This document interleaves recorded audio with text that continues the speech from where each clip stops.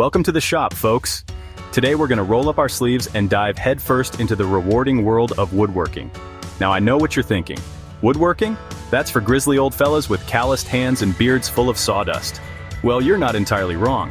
But listen up, because these tips and tricks are handy for anyone, from seasoned pros to bright-eyed beginners. We'll be covering the fundamentals, the kind of wisdom that gets passed down through generations of woodworkers. Think of it like learning the difference between a Phillips head and a flathead screwdriver. You just gotta know this stuff. So grab yourself a cup of coffee, settle in, and let's get down to business. By the end of this video, you'll be well on your way to crafting beautiful, sturdy pieces that'll last a lifetime. Alright, let's talk about blades. A dull blade is about as useful as a screen door on a submarine. It's downright dangerous. When you're working with wood, you need a blade that's sharp as a tack. A sharp blade will slice through wood like a hot knife through butter, giving you clean, precise cuts every time. Now, a dull blade, on the other hand, will tear at the wood fibers, leaving you with jagged edges, splinters, and a whole lot of frustration. Not to mention, it'll make you work twice as hard to get the job done.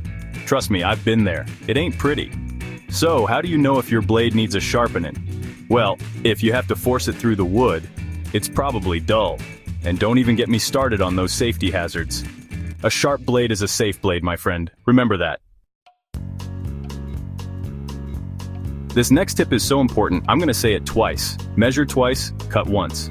Woodworking is all about precision, and if your measurements are off, well, your whole project is gonna be off. And nobody wants a wonky table or a lopsided bookshelf, do they?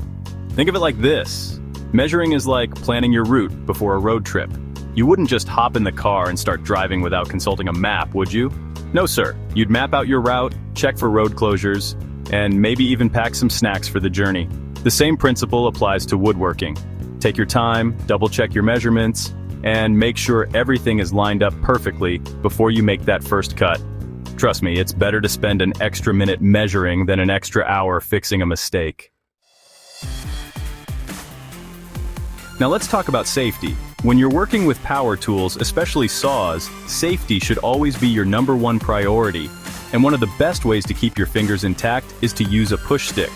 A push stick is a simple tool, but it's an absolute lifesaver. Think of it as an extension of your arm, allowing you to guide the wood through the saw blade without putting your precious digits anywhere near the danger zone.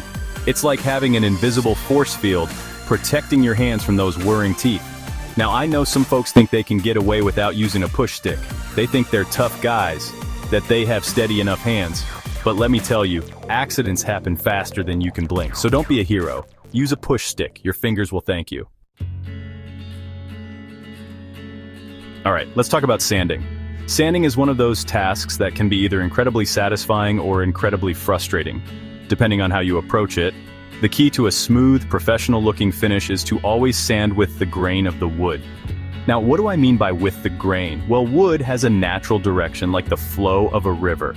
If you run your hand along a piece of wood, you can feel the direction of the grain. When you sand with the grain, you're essentially smoothing down those tiny fibers, creating a surface that's as smooth as a baby's bottom. Sanding against the grain, on the other hand, is like rubbing sandpaper on a sunburn. It just irritates the wood, creating scratches and imperfections. So remember, folks, be kind to your wood and sand with the grain. Last but not least, let's talk about the importance of a clean and organized workspace. Now, I know some folks thrive in chaos, but when it comes to woodworking, a cluttered workspace is a recipe for disaster. Think about it. You're surrounded by sharp tools, heavy machinery, and flammable materials. The last thing you want is to trip over a stray piece of wood and send a chisel flying across the room. That's why it's crucial to keep your workspace clean, organized, and well lit. Take the time to put your tools away when you're finished with them, sweep up any sawdust, and make sure everything has its designated spot. Not only will it make your work more efficient, but it'll also create a safer and more enjoyable woodworking experience. And there you have it, folks. 5 essential woodworking tips that every DIYer should know. Remember, woodworking is a journey, not a race. So take your time, be patient, and most importantly, enjoy the process. Now, if you found these tips helpful, be sure to give this video a thumbs up and subscribe to our channel for more woodworking wisdom. And don't forget to hit that notification bell so you don't miss out on any future videos. Until next time, keep your blades sharp, your measurements precise, and your workspaces organized. And remember folks, anything worth doing is worth doing right. Happy woodworking!